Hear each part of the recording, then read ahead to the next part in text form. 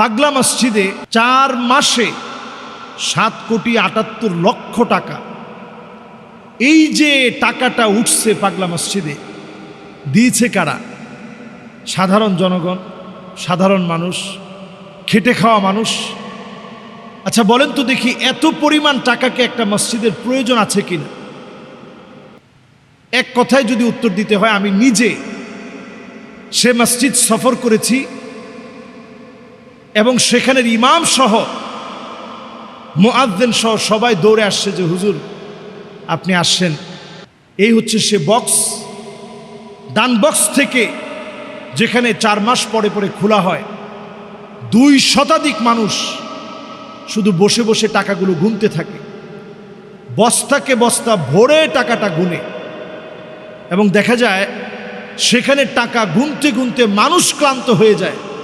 টাকা গোনা শেষ হয় না, টাকা পাওয়া যায়, গহনা পাওয়া যায়। মজার ব্যাপার হচ্ছে, প্রেমে ব্যর্থ এমন অনেক যুবক আছে, সেই প্রেমে ব্যর্থ যুবকেরা ওইখানে চিঠি রেখে দিয়ে যায়। চিঠিটা লিখে ওইখানে রেখে দিয়ে গেছে। তাদের একটা ধারণা যে পাগলা মসজিদের এই দান বাক্স যেটা আছে, এই দান বক্সটা তাদের মনের ইচ্ছা পূরণ করে দিবে। আসলে দান বক্সে যদি আপনি চিঠি লিখে আসেন, অথবা যদি সেখানে গহনা ফেলে দিয়ে আসেন, এমনকি অনেক হিন্দু নারীকে পর্যন্ত দেখা গেছে যে হিন্দু নারী সেখানে টাকা দিচ্ছে, দান বক্সের মধ্যে চুমু খাচ্ছে এবং মনে করছে যে এই দান বক্স তার ভাগ্য পরিবর্তন করে দিবে। যদি এই ধারণা থেকে কেউ দান করে থাকে যে এই দান বক্সে, এবং দেখবেন যে প্রাচীনকালের একটা প্রাচীন নিদর্শনের মতো মনে হয়, প্রত্নতাত্ত্বিক একটা ভাবসাব আছে, এরকম একটা দান বক্স, এটার মধ্যে যখন মানুষ টাকাটা দেয় তারা মনে করে যে আমার মনে হয় এবার ভাগ্য পরিবর্তন হবে। আমি যেবার গিয়েছি কয়েকজন লোককে দেখেছি যে তারা ওই রকম নামাজ পড়ে নাই এবং নামাজের সময়ও আসে নাই।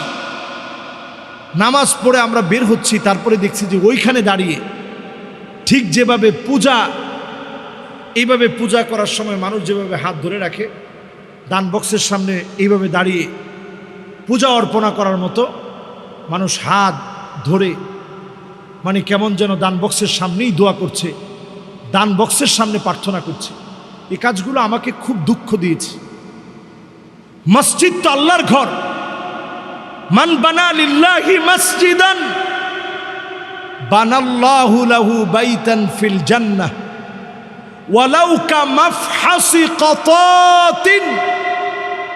কেউ যদি আল্লাহর ঘর মসজিদে দান করে, মসজিদ নির্মাণে যদি কেউ সহযোগিতা করে, মসজিদে যদি তার দানের সহযোগিতা থাকে, একটা কবুতরের বাসা বানাতে যেই পরিমাণ টাকা লাগে, এই পরিমাণ টাকাও যদি কেউ দেয়, আল্লাহ রাব্বুল আলামিন তার জন্য আল্লাহর জান্নাতে বাড়ি বানায় দিবে। সুবহানাল্লাহ।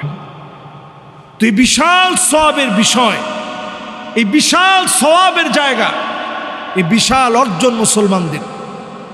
আমরা তো নিয়ত করেই মসজিদে দান করে থাকি, কিন্তু এই নিয়তের পরিশুদ্ধতা কত বেশি প্রয়োজন।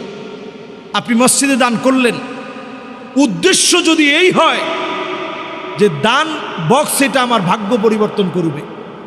আমি এক দম্পতিকে জিজ্ঞাসা করছি যে আপনি কেন এই বেপরদা হয়ে এখানে আসলেন?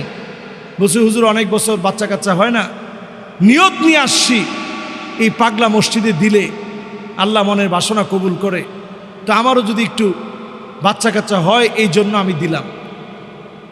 মাআযাল্লাহ মাআযাল্লাহ। দান বক্সের সামনে সে দোয়া করতেছে, এবং সেই লোকটা যে কথা বলছে যে এই দান বক্সে দান করলে কারো উদ্দেশ্য হাসিল হয় না এমন না, সবার মনের আশা পুরা হয়। এই যে শিরকে একটা আকীদা, বিশ্বাস আমাদের মনের ভিতরে ঢুকে গেছে।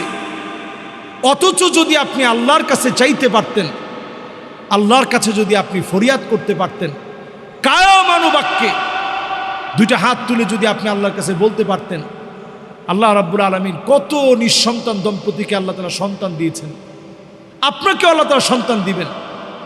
ইব্রাহিম আলাইহিস সালামকে কত পরে আল্লাহ সন্তান দিলেন। তিনি আল্লাহর কাছে দোয়া করতেন, রব্বি হাবিলি মিনাস الصالحين আল্লাহ পাক শুভ সংবাদ দিলেন فبشرناه بغلام حليم গোলামে হালিমের শুভ সংবাদ দিলেন। এই জন্য ভাই নিজের ঈমান ধ্বংস করা যাবে না। হতেও পারে আপনি দিছেন, আপনার ইচ্ছা পূরণ হয়ে গেছে, আপনি তো বুঝে গেলেন যে হারি বাপরে বাপ, এই দান বক্সের তো ম্যাজিক একটা পাওয়ার আছে। আপনার ঈমান কতটা নষ্ট হয়েছে আপনি চিন্তা করতে পারেন। এই জন্য আমি দান করব, দান করার বিরোধী আমি নই। আল্লাহর ঘর মসজিদে আমি দিব, এটাকে ঘটা করে মনের উদ্দেশ্য পূরণ হবেই এটা মনে করে দেওয়া থেকে অবশ্যই বিরত থাকতে হবে, নতুবা আপনার ঈমানের সমস্যা হবে। কোনো দান বক্স আপনার ভাগ্য পরিবর্তন করতে পারে না। আপনার ভাগ্য পরিবর্তন করবে আল্লাহ সুবহানাহু ওয়া তাআলা। এই জন্য 5 আমলকে সাথী বানাই।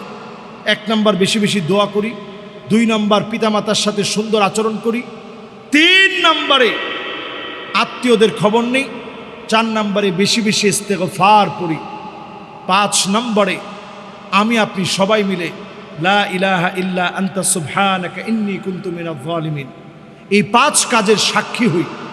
দেখবেন ইনশাআল্লাহ দোয়া কবুল হবে। আপনি আমি প্রত্যেকেই মসজিদের জন্য শুভাকাঙ্ক্ষী, মসজিদের জন্য আমাদের মন কাঁদে, দান করতে মনে চায়, কিন্তু এই দান আকীদা পরিষ্কার রেখে করতে হবে। আল্লাহ তাআলা আমাদেরকে তৌফিক দান করুক। আসসালামু আলাইকুম ওয়া রাহমাতুল্লাহি ওয়া বারাকাতুহু।